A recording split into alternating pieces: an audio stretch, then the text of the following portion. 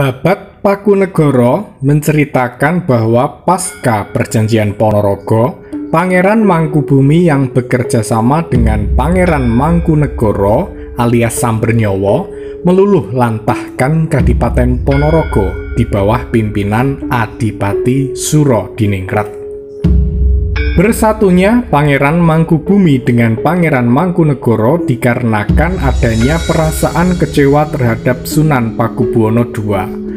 Perasaan kecewa tersebut timbul karena Pakubuwono II tidak menepati janji untuk memberikan tanah seluas 3.000 cacah, tetapi yang diberikan hanya 1.000 cacah.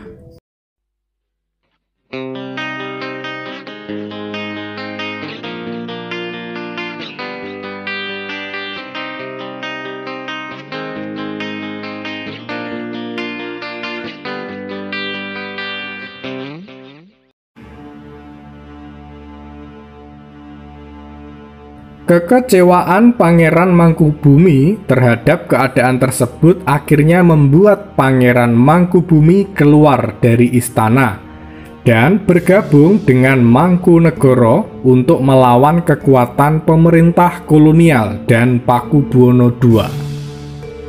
Beberapa tokoh di sekitar Mangkubumi mengusulkan agar Mangkubumi menasbihkan diri sebagai raja baru di Mataram yang berdaulat. Informasi yang berkembang bahwa Sunan pada 1749 kondisi kesehatannya semakin menurun dan kritis.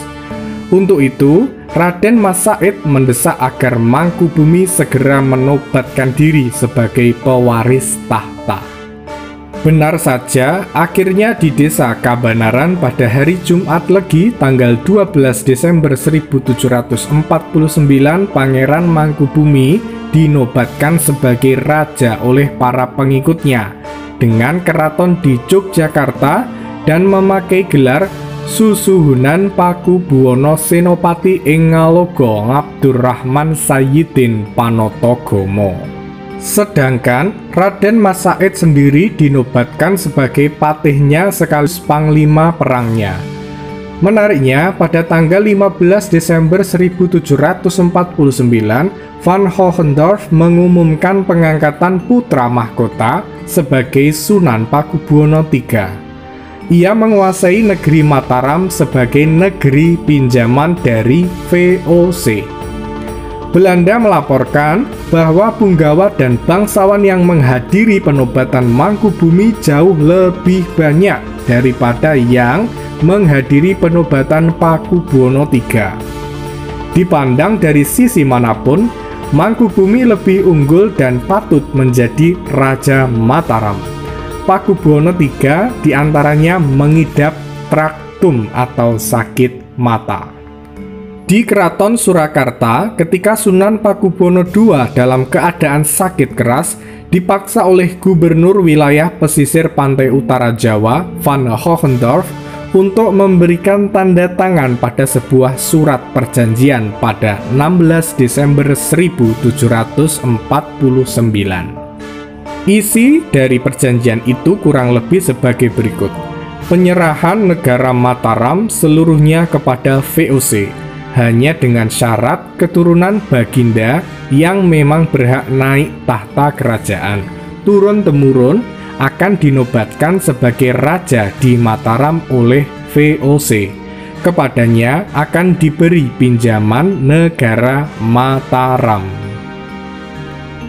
Berita tentang Mataram yang diserahkan kepada VOC ini akhirnya sampai ke pendukung Mangkubumi, sehingga semangat untuk melawan VOC dengan segala daya semakin berkobar. Menurut Mangkubumi, dengan jalan perang inilah kerajaan Mataram dapat direbut kembali dari tangan asing. Perang kembali berlangsung lebih sengit. Pada tahun 1750, Mangkubumi bersama Raden Mas Said menyerang Kartasura lagi dan menimbulkan kerugian besar di pihak company. Tahun 1750, pertempuran yang semula bergerilya berubah menjadi pertempuran terbuka. Pangeran Mangkubumi dan Mangkunegoro semakin meluaskan wilayah kekuasaan. Pangeran Mangkubumi menaklukkan wilayah bagian barat, yaitu Bagelen, Pekalongan, Batang, dan Pemalang. Sedangkan Mangkunegoro menaklukkan wilayah bagian timur, yakni Madiun, Magetan, dan Ponorogo. Ketika Pangeran Mangkunegoro menyerang Ponorogo, ia berhasil memenggal kepala Adipati Ponorogo yang bernama Adipati Surodiningrat I di wilayah Demung, sekarang masuk desa Sukosari, kecamatan Babatan.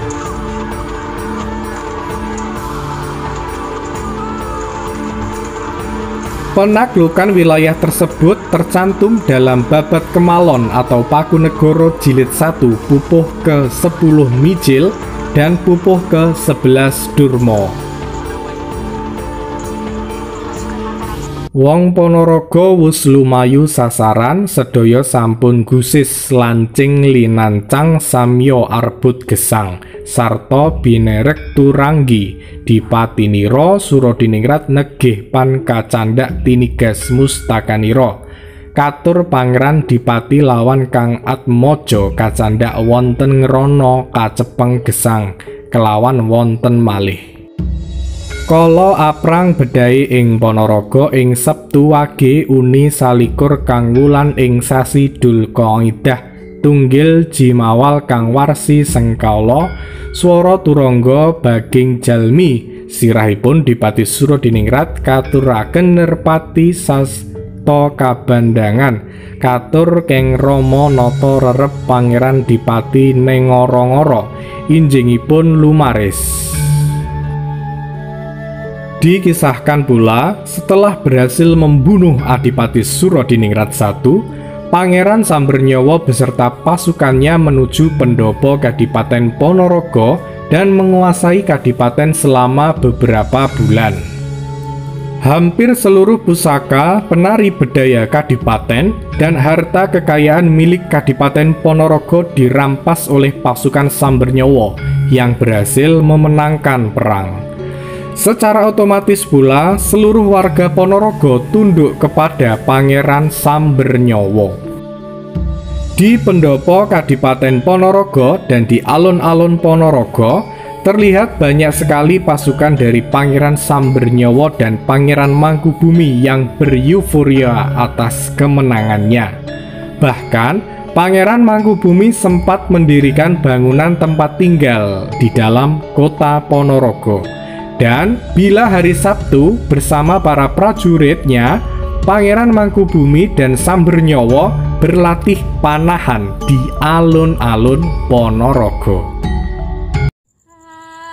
Penaklukan Kadipaten Ponorogo oleh Pangeran Sambernyawa ini kemudian diabadikan dalam sebuah tari tradisional sakral yang disebut Bedhaya Anglir Mendung. Pada masa pemerintahan KGPAA Mangkunegoro VIII berhasil dalam upaya merekonstruksi tari Bedhaya Anglir Mendung pada tahun 1981. Pelacak dan pelaku rekonstruksi tari Bedhaya Anglir Mendung adalah KRAY Partini Partaningrat. Tari tersebut pada akhirnya berhasil dipertunjukkan kembali di Puro Mangkunegaran setelah 145 tahun menghilang, ya hampir 1,5 abad yang lalu. Salam sejarah.